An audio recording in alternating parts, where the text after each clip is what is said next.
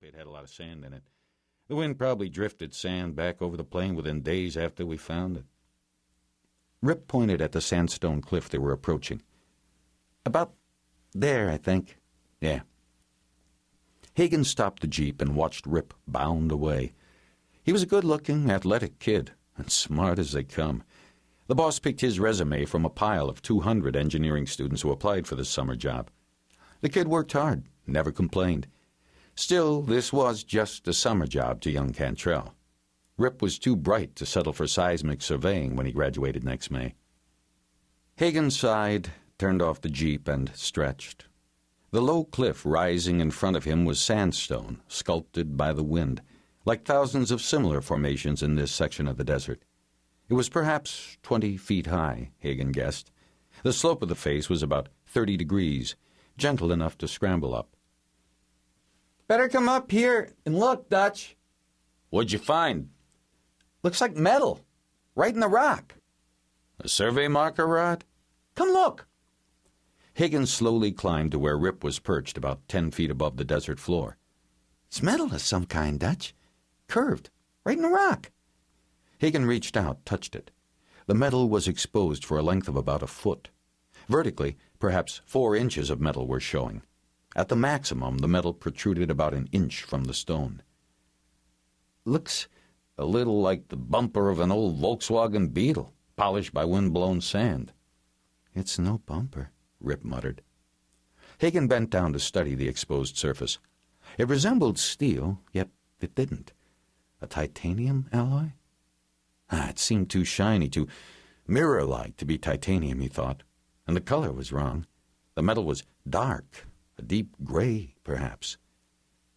Funny thing is, it's right in the rock, inside the rock.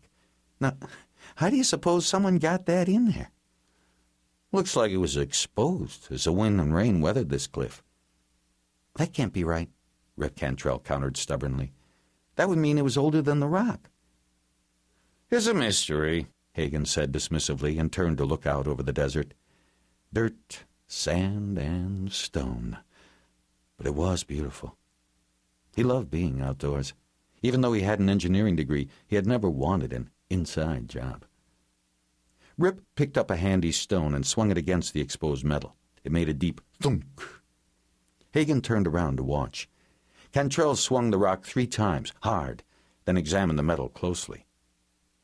Didn't even mark it, he announced finally, straightening. Not even a scratch.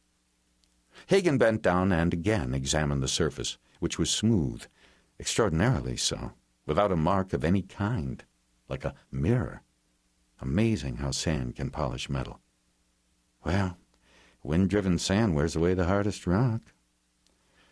There are lots of mysteries in this desert, lots of things we'll never know. Dutch Hagen shook his head, then climbed down the ledge toward the waiting jeep. Rip followed him. Maybe we ought to report this, eh? Hagen chuckled. To Harvey, quick? Harvey was their boss. What are we going to tell him, that we found a funny piece of metal out in the desert? Old Harv will wonder what we've been drinking. Hagen grinned at Rip. Someday you're going to own this oil company, kid, and I'm going to win a big lottery. But right now, we both need these jobs. That evening, Rip told Bill Taggart about the find. It's right in the rock, Bill. The rock is weathering away, and as it does, more and more of the metal is exposed. That's the way it looks to me, anyway. What do you think, Dutch? Bill asked. He was about 40, a heavy-set, jowly guy who didn't like the heat.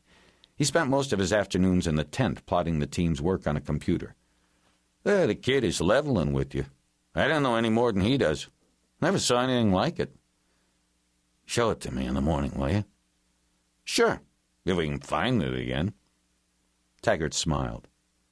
Did I ever tell you fellas about the time we found a still in the Louisiana swamps? Mash was cooking and shine was dripping out the tube. There wasn't a soul around, so we helped ourselves. Didn't get any more work done that day, I can tell you. Oh, that was good stuff. There's something inside that rock, Rip Cantrell said, unwilling to see his find so quickly relegated to the tall tale file. Maybe it's Martians, Bill Taggart suggested with a chuckle. Or a big black rock, Dutch put in, like they had in 2001, A Space Odyssey.